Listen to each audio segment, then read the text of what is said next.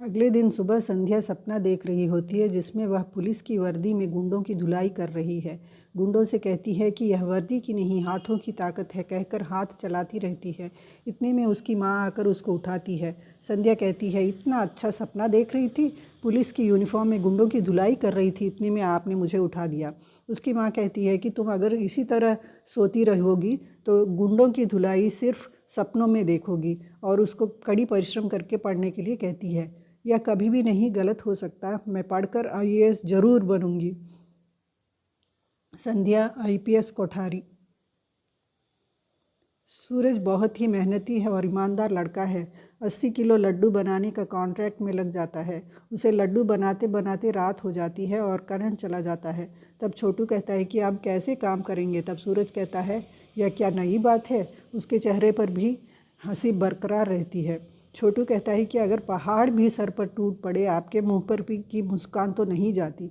सूरज और छोटू लड्डू पैक करने में लगे रहते हैं। छोटू कहता है कि आपको भूख नहीं लग रही है। तभी चतुरी खाना लेकर उनकी दुकान पर आती है। सूरज पूछता है छोटू से कि सब तैयार हो गया है। तो छोटू मिठाई के डब्बे गिनकर कहता है कि एक डिब्बा ज़्यादा हुआ है।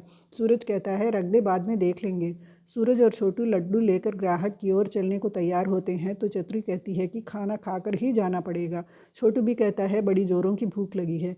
वे खाना खाकर लड्डू ग्राहक को देने के लिए चल पड़ते हैं।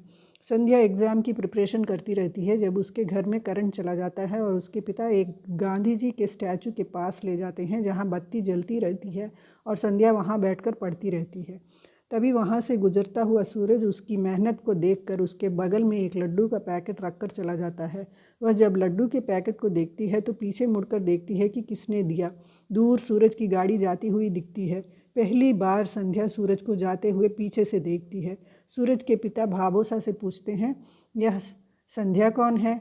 भाबोसा अपने काम में लगी रहती है। सूरज के पिता को कहती है कि आप गलत देख रहे हैं। इतने में मोहित आता है और कहता है कि भैया की शादी के कार्ड पर यह संध्या का नाम क्यों छपा है। सूरज की माँ को कुछ समझ में नहीं आता। वह उठकर आती है और कार्ड को देखती है।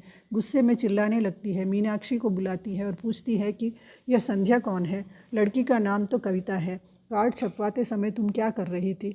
मीनाक्षी घबरा जाती है और सूरज के घर में कार्ड पर कविता के बदले संध्या का नाम के बारे में खलबली मच जाती है। सूरज की माँ बहू को कार्ड में गलत नाम छपवाने के लिए बुरा भला कहती है।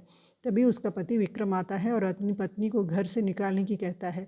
गुस्से से आग बबूला हो जाता है। बहू रोने लगती है। सास गुस्से में आकर अपने बेटे को भला बुरा कहती है और अपनी बहू को पानी लाकर देती है।